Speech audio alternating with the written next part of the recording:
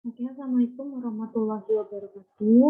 Kembali lagi di perkuliahan online untuk mata kuliah Arsitektur Enterprise.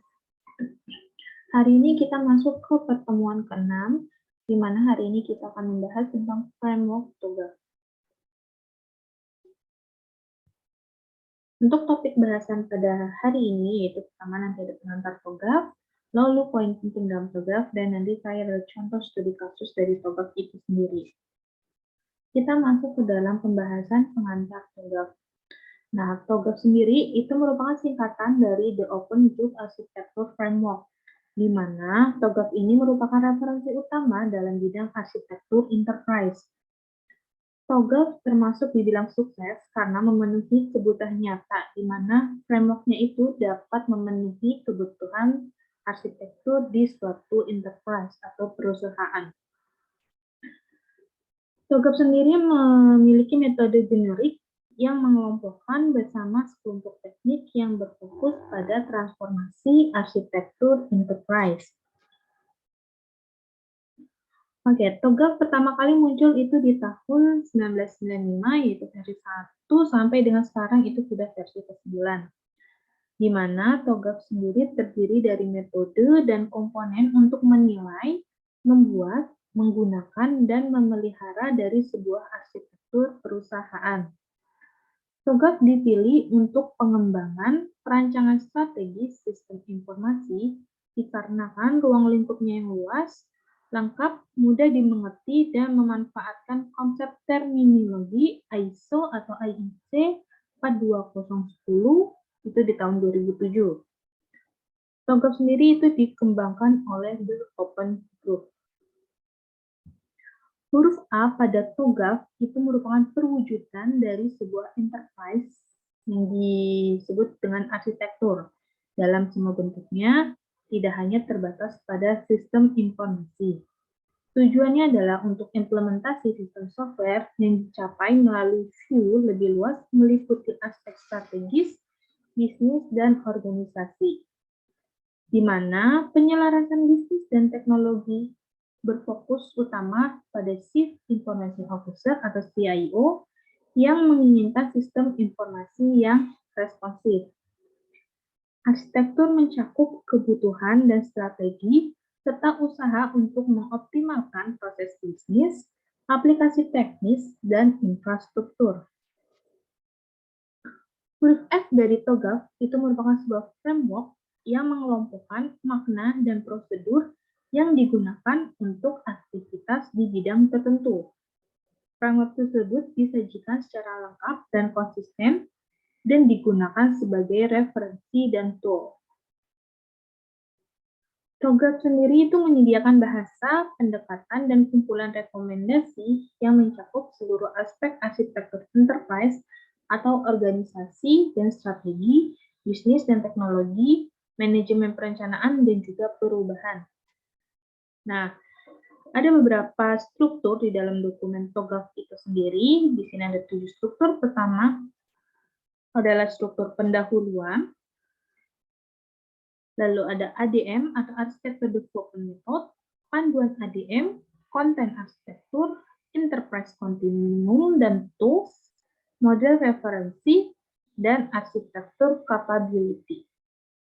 Nah, yang di samping adalah gambaran dari beberapa bagian dokumen TOGAF, di mana dari governance, itu di bagian pertama dulu ya, bagian metode, itu di bagian 2 ADM, lalu yang ketiganya ADM guidelines, merupakan best practice-nya, lalu ada komponennya yaitu arsitektur konten, yang kelima adalah enterprise containment tools, yang merupakan repository dan reference modelnya juga atau model referensinya, dan yang ketujuh adalah arsitektur capability framework-nya. Ya, kita bahas satu-satu. Untuk ADM di bagian 2 itu berisi pembuka ke dokumen referensi TOGAF seperti terlihat pada diagram ADM yang mendeskripsikan tahapan-tahapan berbeda dari metode ini. Yang kedua, di bagian ketiga pada panduan ADM ini berisi panduan dan best practice yang berkaitan dengan ADM, mulai dari masalah dan analisis kesenjangan atau gap analisisnya hingga manajemen stakeholder. Lalu di bagian 4 ada konten arsitektur, di mana berisi elemen tangible yang digunakan dalam pengembangan, di mana terdiri dari hasil akhir, katalog, matriks, diagram, atau building block yang membentuk arsitektur. Lalu bagian 5 dan 6 itu berfokus pada penyimpanan atau repository, arsitektur enterprise, beserta partisi, tipologi, maupun tools-nya. Lalu yang terakhir, di bagian 7 itu ada arsitektur capability framework. Ini berkaitan dengan tata kelola arsitektur termasuk manajemen repository-nya. Kita masuk ke dalam pembahasan poin penting dalam TOGAF. Nah, di dalam TOGAF terdapat diagram ADM ya, arsitektur diagram metode, di mana berisi struktur metode dengan tahapan-tahapan dan transisi-transisi di dalamnya, di mana diagram tersebut merupakan gambar pertama yang dijumpai saat menggunakan TOGAF. Nah, di samping adalah merupakan diagram ADM dari TOGAF ya, terdiri dari pertama preliminary atau pendahuluannya, dan poin keduanya adalah requirement management, di mana requirement management ini memiliki 8 fase. Yang pertama ada fase A sampai H, yaitu fase yang pertama A, arsitektur vision, yang B-nya itu bisnis arsitektur, yang fase yang ketiga ada information system arsitektur, lalu selanjutnya ada fase D itu teknologi arsitektur, fase E opportunities and solution, yang F-nya migration planning, yang G-nya implementation governance, dan yang terakhir atau fase 8 itu ada arsitektur change management. Ini untuk di materi pertama sudah pernah dibahas kilas juga ya untuk diagram ADM-nya. Nah, kita akan menjelaskan satu-satu perbagian diagram ADM-nya tersebut. Pertama adalah preliminary. Fase ini itu mencakup aktivitas persiapan untuk menyusun kapabilitas arsitektur termasuk kostumisasi TOGAF dan mendefinisikan prinsip-prinsip arsitektur. Tujuan fase ini merupakan untuk meyakinkan setiap orang yang terlibat di dalamnya bahwa pendekatan ini itu untuk mensukseskan proses arsitektur. Nah, di fase ini juga harus menspesifikasikan who, what, when, how, and where dari arsitektur itu sendiri, atau biasanya kita kenal kayak 5W, 1H. Tahapan dalam preliminary itu ada 3. Pertama, menentukan kerangka kerja dan metodologi yang digunakan. Yang kedua, menentukan tools dan melaksanakan prinsip-prinsip arsitektur. Yang ketiga adalah komitmen manajemennya. Lalu masuk ke dalam requirement management. Nah, tahapan ini bertujuan untuk menentukan kebutuhan-kebutuhan enterprise arsitektur yang diperlukan untuk setiap tahapan ADM-nya. Nah, pada tahapan ini mencakup proses bisnis dan permasalahan organisasi yang sedang terjadi, sehingga menghasilkan skenario bisnis yang menjadi sumber utama yang harus dikembangkan. Di mana dijelaskan kembali untuk requirements management sendiri itu terdiri dari beberapa fase. Ada 8 fase dari fase A, yaitu arsitektur vision, hingga fase 8, yaitu fase H, arsitektur change management. Kita masuk ke arsitektur vision.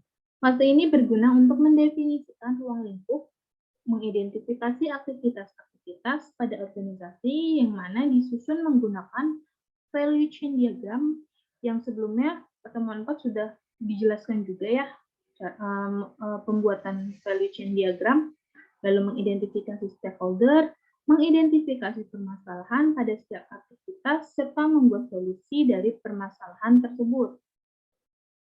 Lalu yang kedua, fase kedua yaitu bisnis arsitektur.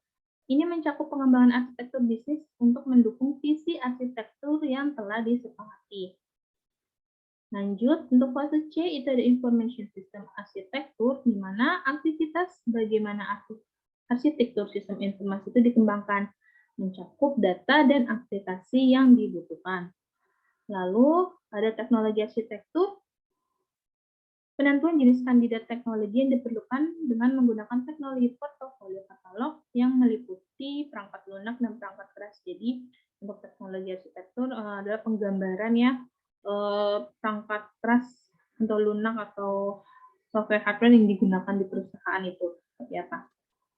Lalu, opportunities and solution itu mengidentifikasi proyek-proyek utama yang akan dilaksanakan untuk menerapkan rancangan dan memutuskan sebagai pengembangan baru atau pengguna kembali sistem lama. Lalu tahap selanjutnya ada migration planning. Ini merupakan analisis risiko, biaya, dan manfaat untuk memilih proyek implementasi yang bervariasi menjadi urutan prioritas. Lalu ada fase implementation governance. Ini merupakan isinya mencakup pengawasan terhadap implementasi arsitektur yang sudah dibuat. Lalu yang terakhir ada arsitektur change management. Ini mencakup penyusunan untuk mengelola perubahan dari arsitektur lama ke arsitektur yang baru. Nah, untuk mata kuliah ini nanti kita akan hanya berfokus pada 4 fase saja. Jadi arsitektur vision, bisnis arsitektur, sistem informasi arsitektur, sampai teknologi arsitektur saja. Nah, lalu arsitektur dalam TOGAF, definisi TOGAF untuk istilah arsitektur itu merupakan sebuah deskripsi formal dari sebuah sistem atau sebuah rencana detail dari sistem hingga pada level komponen untuk memandu implementasi, di mana di sini menganggap bahwa istilah arsitektur itu sebagai sinonim atau deskripsi sistem. Nah, struktur dari komponen interrelationship serta prinsip dan panduan yang mengatur rancangan dan evolusinya itu sejalan dengan waktu, di mana arsitektur menunjukkan struktur dan prinsip sistem tanpa memperdulikan deskripsinya. Nah, di dalam TOGAF itu dibagi menjadi 4 layer domain besar ya, ada arsitektur bisnis, arsitektur data, arsitektur aplikasi, maupun arsitektur teknologi. Arsitektur bisnis sendiri itu mencakup strategi, tujuan, proses bisnis, visi, maupun organisasinya. Untuk arsitektur data sendiri itu ditujukan untuk pengorganisasian dan manajemen informasi. Arsitektur aplikasi itu memperlihatkan aplikasi atau komponen-komponen software dan interaksi yang terjadi. Arsitektur teknologi itu mendeskripsikan teknik dan komponen yang digunakan, contoh jaringan atau infrastruktur fisik untuk menjalankan aplikasi dan sumber data pada suatu perusahaan tersebut. Tujuan, batasan, dan kebutuhan, di mana untuk tujuan strategis atau goal itu yaitu mendeskripsikan orientasi umum yang akan terjadi. Tujuan operasi atau objektif itu memformalkan goal melalui hasil yang terukur pada waktu tertentu yang telah ditetapkan. Lalu ada pendorong atau driver, itu biasanya memotivasi kebutuhan mengenai perubahan arsitektural seperti perubahan kebutuhan karena perkembangan teknologi. Lalu ada kebutuhan atau requirement, itu menspesifikasikan dengan tepat apa yang secara nyata diimplementasi untuk mencapai sebuah tujuan atau goal itu sendiri. Lalu ada batasan atau constraint, itu merupakan elemen eksternal yang mempengaruhi sistem dan terkadang itu menahan kapasitasnya. Di dalam TOGAF sendiri, itu hal yang harus kita pahami yaitu ada stakeholder dan faktor manusianya, di mana transformasi arsitektur itu melibatkan kombinasi aktivitas yang melibatkan pihak-pihak yang berbeda, yaitu tadi stakeholder dalam setiap operasi yang dilakukan mereka. Maka itu perlu manajemen stakeholder, penilaian kesiapan transformasi atau transformation readiness assessment, lalu komunikasinya efisien melalui konsep viewpoint. Beberapa hal penting dalam TOGAF itu ada, pertama, arsitektur itu disusun berdasarkan tujuan bisnis. Jadi tentunya sebuah arsitektur pasti harus ada tujuan tertentu dibuatnya arsitektur itu untuk apa. Lalu arsitektur enterprise diimplementasi oleh faktor manusia memerlukan komitmen untuk berhasil.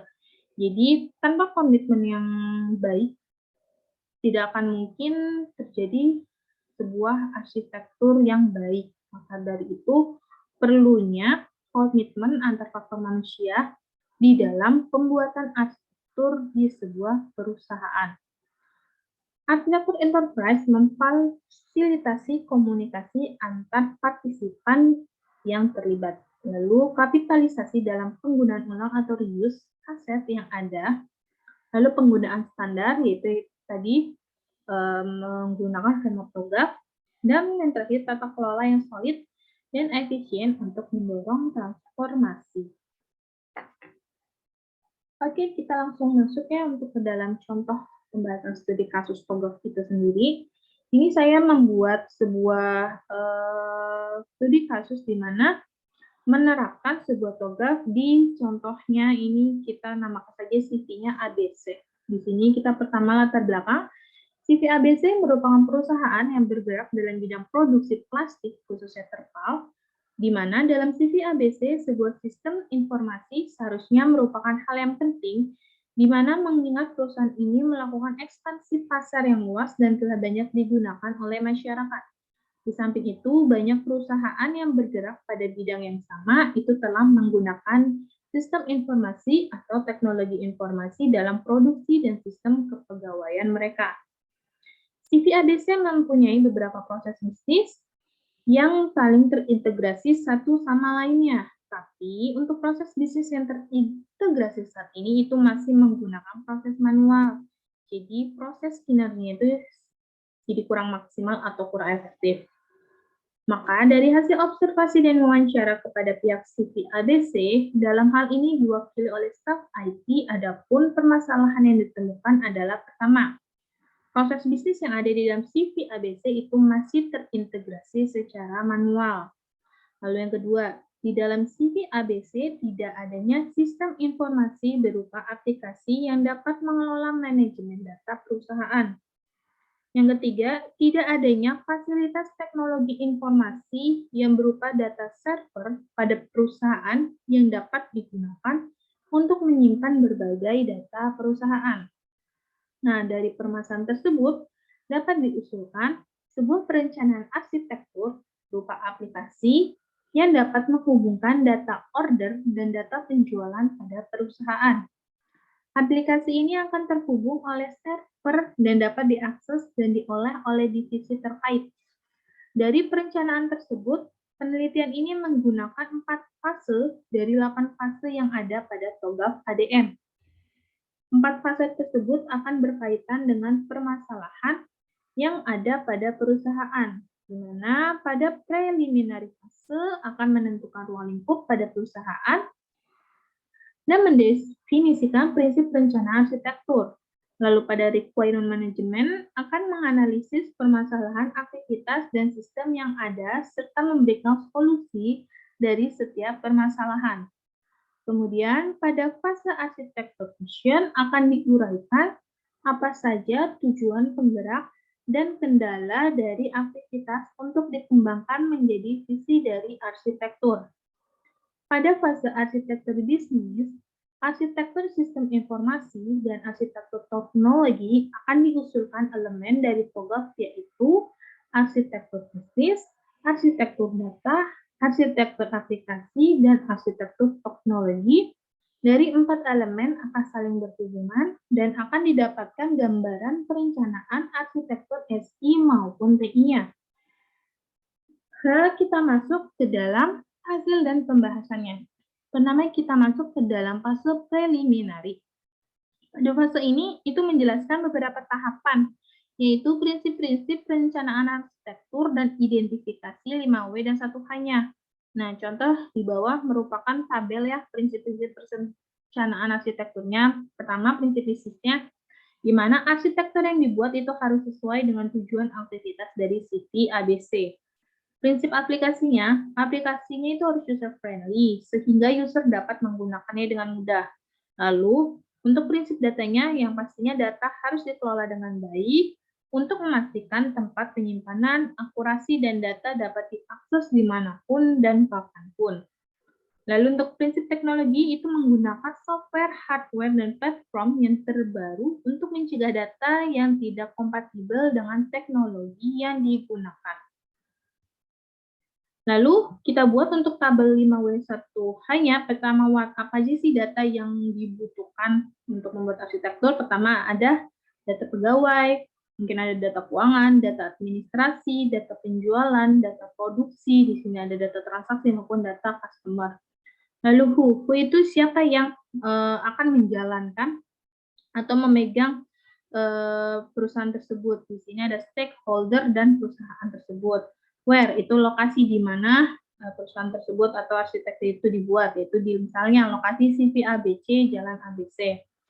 Lalu kapan, when akan diimplementasiin atau diaplikasiinnya, yaitu di sini ada pengaplikasiannya di sistem di tahun 2022. Why? Mengapa? Kenapa dibuatnya arsitektur TOGAF ini? Itu tuh pertama, proses bisnis yang ada dalam CV ABC itu masih terintegrasi secara manual. Jadi ini dilihat dari permasalahan yang ada pada di latar belakang ya. Lalu kedua, di dalam CV ABC tidak adanya sistem informasi berupa aplikasi yang dapat mengelola manajemen data perusahaan. Lalu yang ketiga, tidak adanya fasilitas teknologi informasi yang berupa data server pada perusahaan yang dapat digunakan untuk menyimpan berbagai data perusahaan.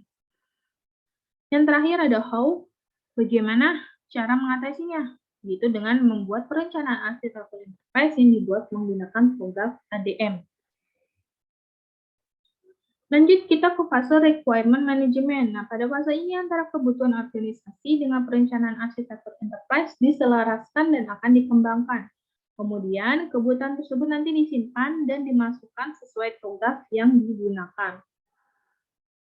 Di mana tadi untuk requirement management itu ada 8 fase ya, tapi di sini kita akan mengambil 4 fase saja, yaitu pertama fase A, yaitu architecture vision, di mana tahap ini digunakan untuk mengidentifikasi apa saja kebutuhan organisasinya. Contoh, membuat solusi konsep diagram, mungkin struktur organisasi atau perusahaan tersebut, dan diagram solution. Nah, di samping ini merupakan contoh dari solusi konsep diagram, di mana mungkin di dalam perusahaan memiliki beberapa divisi. Nah, divisi itu kerjanya apa saja seperti itu. Misalnya di sini channel melakukan kayak intranetnya, terus ada front office-nya itu melakukan pemasaran ya, sales atau penjualan, ada mid office-nya itu di mana ada bagiannya untuk misalnya manajemen keuangannya, pengadaan atau operasionalnya, hingga back office itu proses yang dilakukan apa saja.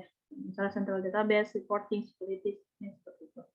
Lalu ini merupakan diagram value chain, jadi membuat diagram value chain dari proses bisnis perusahaan tersebut. Misalnya di sini ada frame infrastrukturnya atau infrastruktur perusahaannya. Di sini misalnya ada manajemen umumnya, ada akuntansi, keuangan, perencanaan strategi, ada HRM-nya apa saja. Misalnya menerima karyawan baru, pelatihan peningkatan karyawan baru, pengolahan data karyawan, hingga pengelolaan data karyawan. Lalu ada teknologi development, yaitu pengembangan sistem informasi manajemen perusahaan dan perbaikan produk dan proses. Lalu ada procurement, itu pembelian bahan mentah, mesin, dan peralatan. Itu merupakan support activities. Kalian bisa baca kembali di pertemuan keempat untuk menjelaskan sendiri yang dimaksud support activities di dalam diagram value chain itu seperti apa, primary activities di dalam diagram value chain itu seperti apa. Nah, untuk primary activities di sini terdiri dari 5, ada inbound logistik, operation, outbound logistik, marketing, sales, dan service-nya. Di mana untuk inbound logistiknya itu prosesnya yang dilakukan adalah penanganan bahan mentah dan pergudangan. Operasi yang dilakukan yaitu pemesanan bahan baku produksi plastik, penjualan plastik. Lalu outbound logistik sendiri itu proses yang dilakukan merupakan keluarnya barang hasil produksi atau plastik, pengiriman barang, pemberian tagihan. Untuk marketing sales sendiri itu melakukan promosi dan iklan pada internet dan brosur. Servis atau layanan sendiri itu untuk melakukan pelayanan yang mengutamakan kepuasan pelanggan.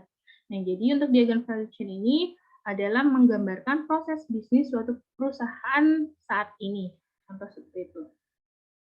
Setelah kita lakukan fase A, lalu kita lanjut ke fase B, yaitu membuat bisnis arsitekturnya. Di mana pada fase ini itu mengidentifikasi arsitektur yang akan dibangun dan harus sesuai dengan proses bisnis yang ada. Contohnya, untuk kasus ini di CV ABC. Dan proses bisnis yang akan datang, di mana pada penelitian ini dapat disimpulkan gap untuk arsitektur bisnis sebagai Sebagai contoh ada di tabel berikut ya, di mana ada beberapa kategori, yaitu kategori people, process, tool, maupun information-nya. Di mana kalau untuk people-nya, business gap analysis yang ditemukan itu staff terkadang masih melakukan pekerjaan yang sebenarnya bukan tugas pokok dan fungsi mereka. Sehingga pada bagian-bagian tertentu kurang fokus dengan pekerjaannya seperti pada staf pemasaran dan HRD masih menjadi satu kesatuan dengan tugas pokok. Lalu terdapat atau tidak terdapat karyawan yang ahli di bidang IT, di mana karyawan tersebut dibutuhkan untuk melakukan pengawasan maupun pengendalian sistem IT pada sebuah perusahaan. Prosesnya itu di dalam perusahaan masih kurang efektif. Nah, tools yang digunakan adanya proses yang belum diautomasi. Informasi di business gap analisisnya ditemukan belum terintegrasi informasi antar bagian atau unit pelaksana. Contohnya seperti itu. Membuat gap analisisnya di dalam business sector. Selanjutnya dibuat fase C, yaitu informasi sistem arsitekturnya, di mana pada fase ini bagaimana arsitektur sistem informasi yang akan dibangun. Pada fase arsitektur sistem informasi ini biasanya terdiri dari 2 fase, yaitu arsitektur aplikasi dan arsitektur datanya. Nah, ini merupakan gambar dari arsitektur sebuah aplikasi. Contoh di sini merupakan contoh arsitektur aplikasi di CV ABC ya, di mana CV ABC tersebut merupakan perusahaan produksi misal plastik, di mana aplikasinya terdiri dari sistem informasi penjualan. Nah, di dalam sistem informasi penjualan itu terdapat di dalamnya data customer, data produksi. Nah, biasanya untuk aplikasi ini yang dipakai orang-orangnya adalah seorang produksinya yang bisa menginput atau marketingnya dan aktornya adalah administrasinya. Lalu nantinya akan hasil ataupun yang dapatnya adalah merupakan data order dan data transaksi, seperti itu ya. Lalu ini merupakan yang kedua adalah data arsitekturnya, di mana misalnya user pengguna seorang marketing itu ada data-datanya apa aja, misalnya di user, password user, nama user, jabatan user, sampai dengan misalnya user produksi ada apa saja data-datanya, data customer-nya ada apa saja. Ini bisa kalian buat nantinya, misalnya data order, ini contohnya nomor order, nama customer, tanggal order, detail order, lalu data produksi, hingga sampai data transaksi.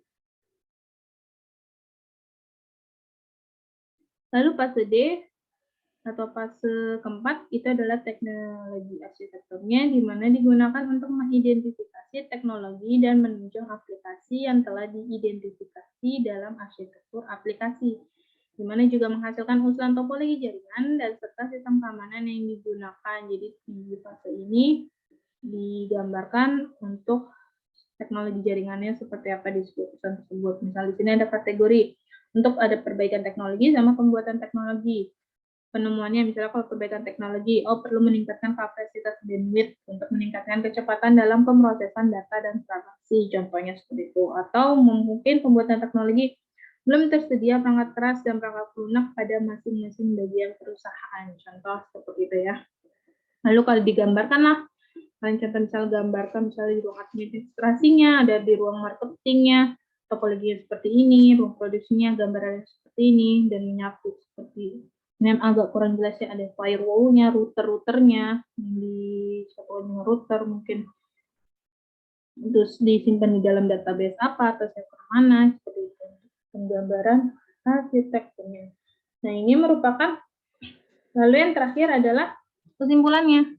Kesimpulan dari penerapan TOGAF di CV ABC itu pertama menghasilkan blueprint perencanaan arsitektur dengan menggunakan metode TOGAF ADM yang terdiri dari arsitektur bisnis, arsitektur aplikasi, arsitektur data, dan arsitektur teknologi.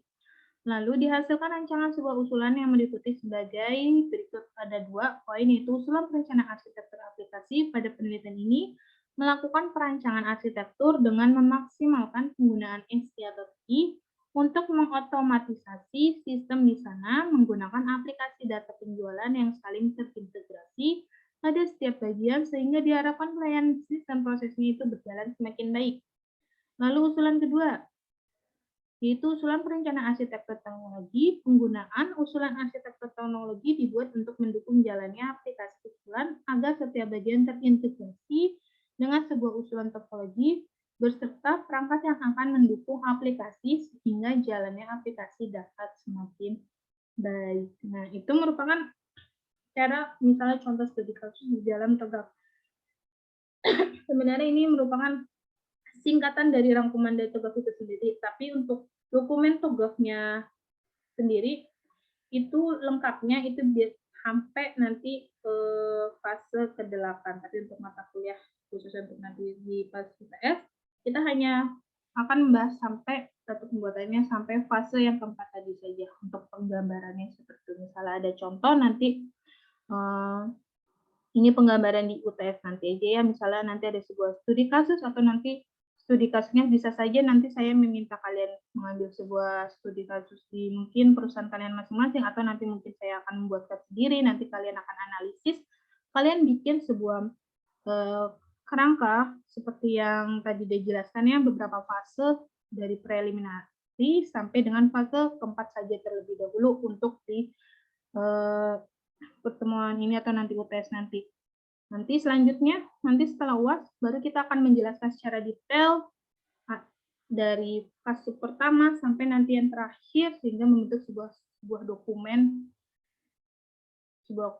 arsitektur enterprise itu sendiri. Nah, tapi untuk UTS nanti kita akan membatasi itu sampai dengan fase keempat saja. Jadi pembuatannya sampai fase keempat saja seperti itu.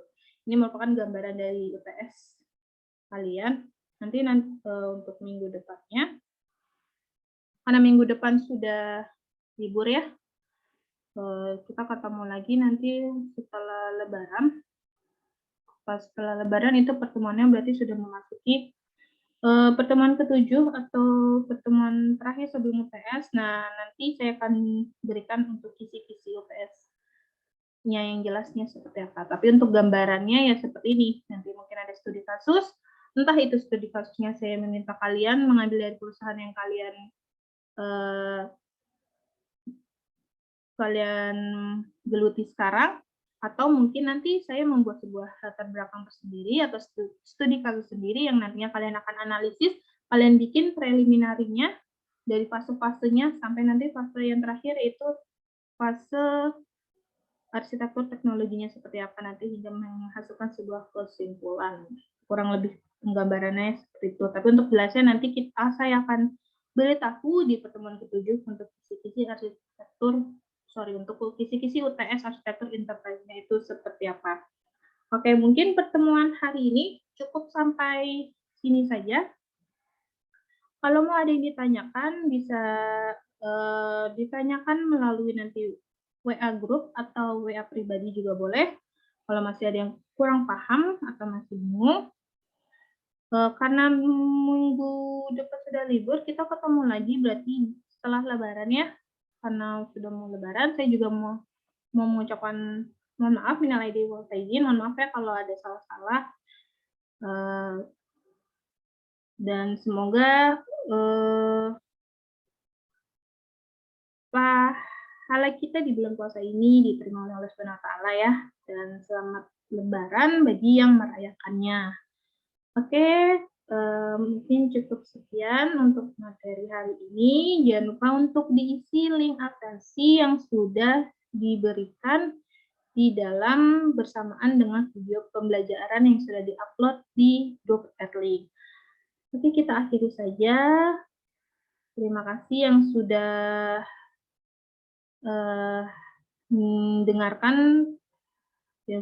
mendengarkan penjelasan materi pada hari ini.